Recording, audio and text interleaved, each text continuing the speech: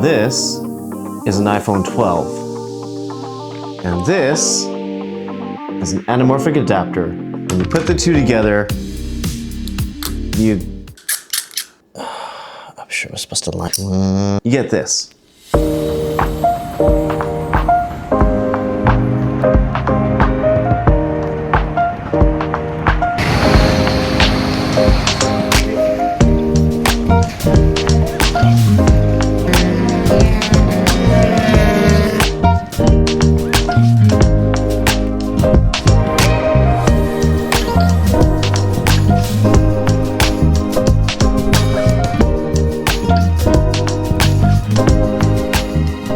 So today we'll talk about why I use this setup, what are the various pieces that kind of make this setup for me, what I like about it, what I hate about it, because there are some things I didn't like so much about it, and kind of my conclusions as to whether I would continue to use it or whether it's something I could see in my arsenal, or whether it's something I'm just going to put away and maybe switch to something else. So my original reason for trying this setup and trying to use my phone as a video camera was because I was traveling to Japan and I really wanted something that would be compact, very small-ish, something I could just quickly carry with me. And I just didn't want to carry around a really large rig with all these kinds of big things. And yet I still wanted an anamorphic look to make it look cinematic. Now I did have some other options. I was thinking about using maybe like a GoPro or my Insta360 with an anamorphic adapter. But what I found really interesting about the iPhone is that it has a pretty bright aperture lens. And so what that meant was in some of the darker areas where I think my older Insta360 or my GoPro-ish type setups would start to kind of like lose resolution and color in the dark, the iPhone tended to hold up pretty good, and it was great for that. And so it gave me a lot more options in terms of being able to take video or to take video in different scenarios where I didn't have to worry too much about the image quality. So a couple of different components to this one, but basically if you wanted to go very simple, all you really need is the iPhone 12 or an iPhone 12 Plus. I think it goes up further. The iPhone 12 is quite old now, isn't it? And then the SMARI adapter, and then you're pretty much good to go from there. But what I added on top of that was also a variable ND filter. More commentary on that later. Let me just get off here. Okay, it's currently attached to this grip, but a Rode mic to go along with it. And then I was gifted this Ulanzi grip to just make it a little bit easier to grip on my smartphone. Now, when I put all the pieces together, this is what the final product looks like and what I have brought around to all of the different places I go to. While I was holding this and actually playing with it, I realized there's one more part I forgot to mention. That is the software. So I use the Moment camera software. That's by Moment. And it's great because it does have a de-squeeze feature for your anamorphic. So when you use an anamorphic adapter like this, generally what it does is it takes the image, it takes a wide image and squeezes it into kind of the normal frame that is seen by the iPhone. But what you get then is you get some really distorted, really weird looking images. But once you de-squeeze it, it kind of like pans out and goes to that anamorphic look, and then everything looks a bit more normal. So you do need some special software, either built into the phone or maybe in post-processing where you can edit it and then get what you're looking for. But that software is necessary to kind of make it work. So this adapter will squeeze it in, and then the software itself will unsqueeze it, and then you're able to see your anamorphic video. So possibly the reason that you're viewing this video, and for me personally as well, I'm asking the question, why would I want to use something like this when I could get like a more professional setup?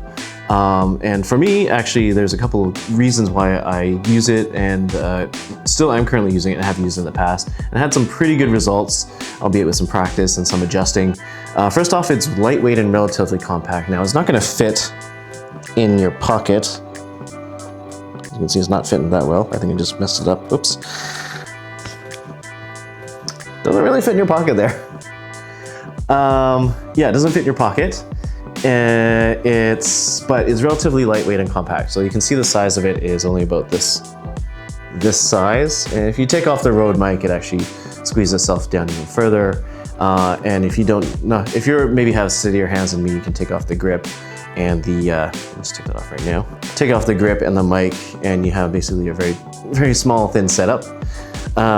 And of course, the main reason why I like this setup and why I would go with it is not just being lightweight and compact, but also just that sweet anamorphic look. Being able to get like just more within the frame to kind of get that wide set look that kind of provides just a bit more viewing.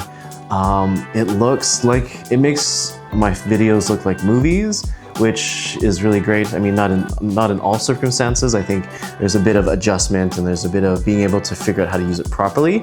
But you can get that look, and I've had it a couple of times, and man, when it hits the sweet spot, it's really nice.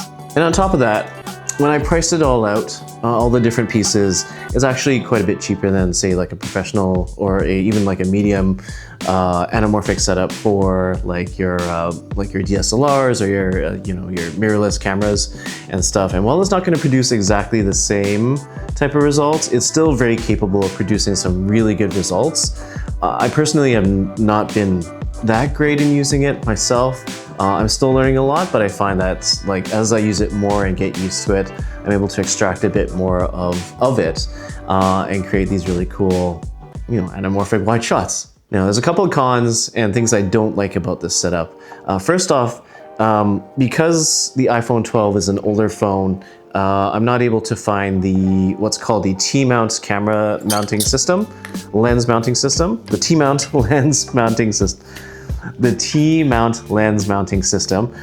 So whereby that would be a case, well, this isn't it, but with a little adapter hole where you can quickly just put on your lenses and just twist them on. Now, because, as I mentioned, the iPhone 12 is a little bit older, I'm not able to find those cases anymore where I can do that. So I do have to put on this adapter, screw that into place, like so. Yeah, it does squeak, I don't know why. And then screw on the adapter, like so. Hold on. Figure this out. So one other con is that the iPhone stabilization software generally is not able to stabilize anamorphic footage correctly, just because it changes the way that it changes the images. The image makes it a little bit more difficult for the software to be able to stabilize. So I've had to turn off stabilization in my iPhone 12 in order to get images that don't look weird and wonky.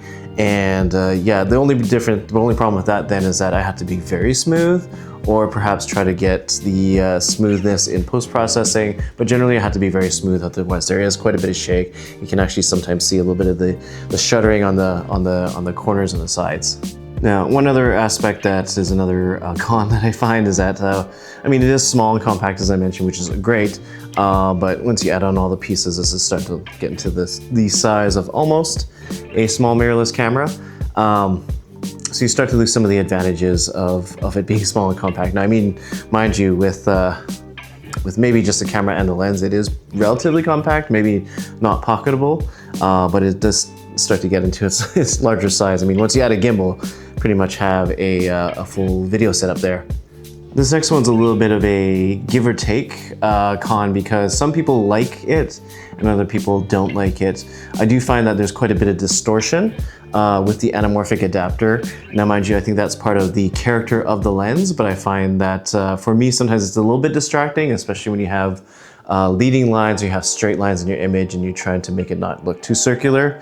Now, mind you, I wonder if maybe it's just my iPhone 12 lens, but I found it to be very, very curvy at times, especially taking like street shots. So for some people, that's fine. Other people may not like it so much.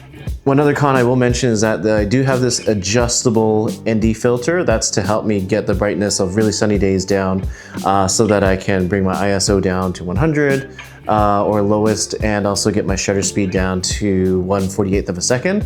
But the only problem is that with this adapter is that, especially the variable adapter, is that it looks like it's two kind of like black circles that start to encroach from the sides. And sometimes if you're not careful, you get like some weird vignetting on the dark sides of the video image, and it'll look really weird. So I have to keep an eye out for that. I did mention that it's actually quite difficult to add to a gimbal as well because of size, so it doesn't fit. It's a little bit too heavy for the smaller gimbals, and for the bigger gimbals, the weight is a bit weird for it, so it's really hard to adjust for it, to calibrate your gimbal to work with it. But you know, sometimes so you just got to make do. So it does work. I have made it work before. It just takes a little bit of weirdness with the calibration to kind of make it work.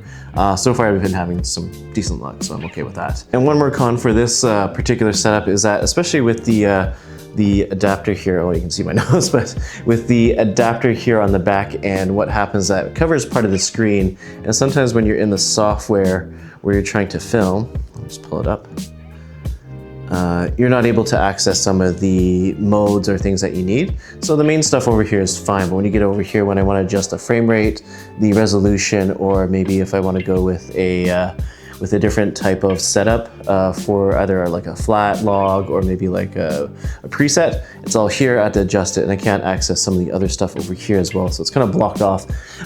I wish they still made the iPhone 12 cases that had the T-mount, but you know, maybe I'm living behind the times. I'm personally really happy with my iPhone 12, and I'm probably gonna keep it for a while until it literally dies. In the meanwhile, I'm gonna make the use of most of it. So that begs the question, is this right for you? Is this something that you want to bring with you? And my honest opinion is that for the price and for how compact it is, relatively compact, it's still a good setup that I think I would bring if I just didn't want to bring too much. So, I mean, you'll always have your phone with you, and then if you have the time, you add on all the adapters and whatnot, and then you're able to take, you know, anamorphic video, and be able to create like these really cool video sections, video scenes, to be able to add to your blog, or to, you know, for me vlogging, or to just kind of show on Instagram, which is really, especially in the horizontal aspect, you're able to get more of that with the anamorphic adapter.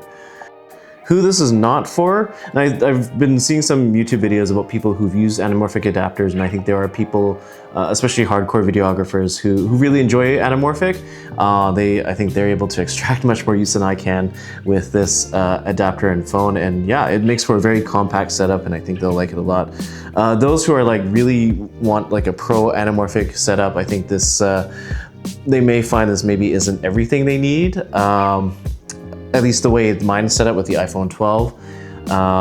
Maybe with the newer setups now you could probably do that, but in the meanwhile, I think if you're looking for a very pro setup, you'll probably want to bring your full kit anyway, and especially if you want to bring your gimbal, you'll probably want to bring your full kit to get stabilization as well, to get those smooth kind of like panning motions and whatnot. The iPhone 12 anamorphic setup with grip and road mic. Did you know that this little grip has a cool little flashlight set up? Ooh, that's bright. Oh, that's bright, okay. So that's that. If you want to know anything more, feel free to ask in the comments below, ask questions, like and subscribe if you like the content that I do. I'm looking forward to making more stuff. Camera reviews, talk about equipment, of course, is always key, but also about the art of photography, the art of, you know, creating some really cool FPV video and just videos in general. And just kind of string it all together with some very powerful composition, and just making some masterful art that is human-made and is, you know, amazing, and just is able to drive your vision, or in my case, my vision, from kind of the brain onto the screen, or onto paper in some cases. So yeah, you look forward to more of that. I'll create more videos when I can. Thank you so much for watching, and we will see you on the next one.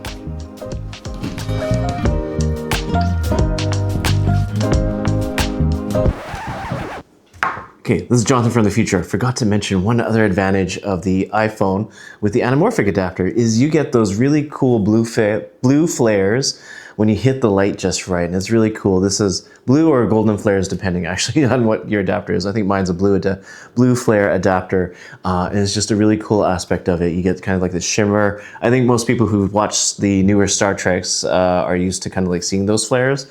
So if you like that, especially with like bright light sources, just adds this dynamic lighting glare flare to your videos, and yeah, it's a cool little property to have.